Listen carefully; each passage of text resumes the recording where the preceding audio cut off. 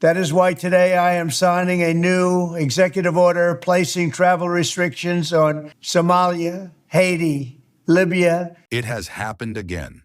The United States, under Donald Trump, has banned nationals from 12 countries from entering the United States. 9 of them? Either African or predominantly black nations. Welcome to the new African order, where truth meets fire and Africa speaks for itself. Today, we unpack one of the most dangerous and insulting developments from the United States. And we say this clearly: Africa must strike back. This is no longer about travel bans. This is a battle for dignity, for sovereignty, and for the soul of a continent long disrespected by the West. Donald Trump, yes, the same man who once called African nations shitholes, has now banned citizens from 12 countries from entering the United States. And guess what? Most of them are either African or predominantly black nations. Let's look at the facts. On Trump's new blacklists are Sudan, Somalia, Eritrea, Chad, Libya, Congo, Equatorial Guinea.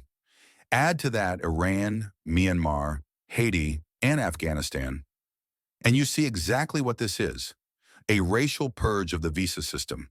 This isn't about safety. This isn't about screening. This is about fear, white supremacy, and imperial control. A targeted assault on black, brown, and poor nations. And what reason does Trump give? He claims these countries don't vet properly, that their citizens overstay, that they can't be trusted, that they are threats. The recent terror attack in Boulder, Colorado, has underscored the extreme dangers posed to our country by the entry of foreign nationals who are not properly vetted, as well as those who come here as temporary visitors and overstay their visas. We don't want them.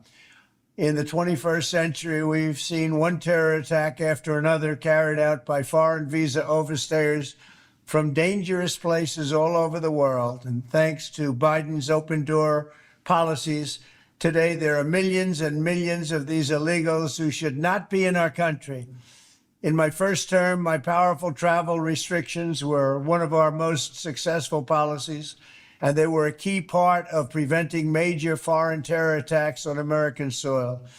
We will not let what happened in Europe happen to America. That's why on my first day back in office, I directed the Secretary of State to perform a security review of high-risk regions and make recommendations for where restrictions should be imposed. Among the national security threats their analysis considered are the large-scale presence of terrorists, failure to cooperate on visa security, inability to verify travelers' identities, inadequate record-keeping of criminal histories, and persistently high rates of illegal visa overstays, and other things. Very simply, we cannot have open migration from any country where we cannot safely and reliably vet and screen those who seek to enter the United States.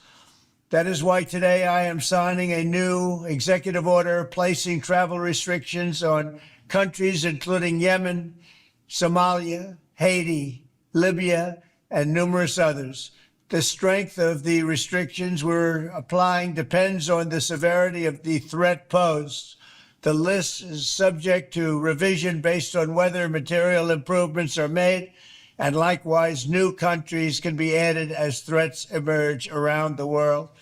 But we will not allow people to enter our country who wish to do us harm, and nothing will stop us from keeping America safe. But let's be clear, this is not about vetting. This is not about terror. This is not about policy. These are the same countries the West destabilized, bombed, sanctioned, and robbed blind for decades. Look at Libya. They bombed it, killed Muammar Gaddafi, tore the country apart, then turned their backs.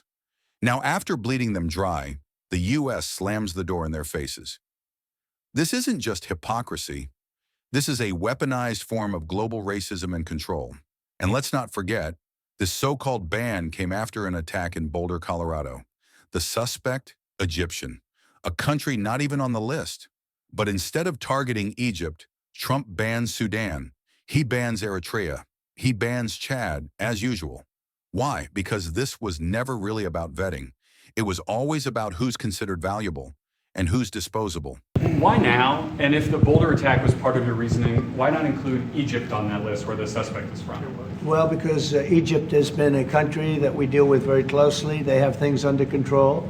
The countries that we have don't have things under control.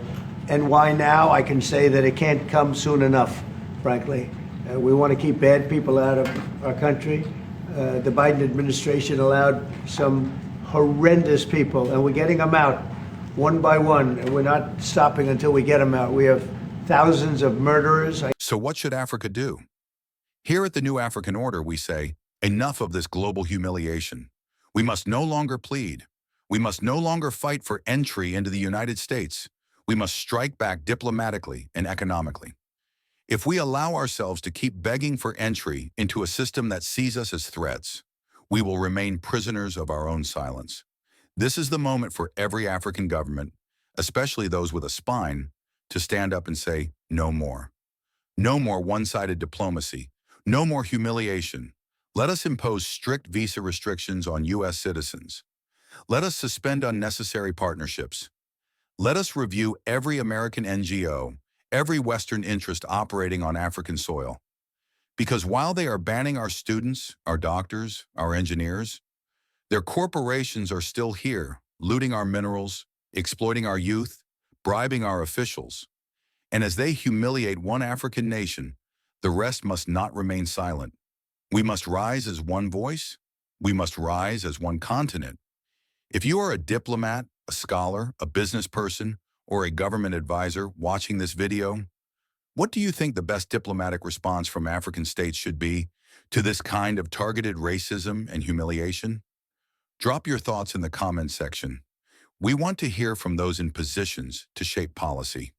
This is the moment to echo the bold spirit of Captain Ibrahim Traoré of Burkina Faso, the rising flame of Africa's new resistance. Traoré is not just fighting for Burkina Faso. He's speaking the language every true African leader should speak: sovereignty, dignity, unity, defiance. He reminds us that we have everything we need right here: the talent, the land, the power, the solutions. Let us build Africa for Africans. Let our doctors work in African hospitals. Let our engineers innovate here. Let our farmers feed our cities. Let our youth develop our tech, our industries, our economies. It's time to stay in Africa and build Africa. To every African president still bowing, still begging, still worshiping Western donors, this is your test. Are you with the people or are you with the plunderers? Your silence is betrayal. Your inaction is collaboration. And your excuses are no longer acceptable. The new African order is rising, and we will name and shame every coward in office who fails to defend this continent from humiliation. In March this year, the newly sworn-in president of Namibia, a bold and visionary woman, took a courageous stand that every African leader should follow. Upon assuming office, she immediately banned American companies from exporting Namibian gold. For centuries, foreigners, especially Americans, had controlled Namibia's gold mines, reaping billions while Namibian youth sank into unemployment and the country wallowed in poverty. But this leader said enough. She chased out over 500 Americans who had taken over Namibia's gold industry, reclaiming the nation's wealth for its people, and also imposed strict visa restrictions on all American citizens entering Namibia. That is what Pan-African leadership looks like.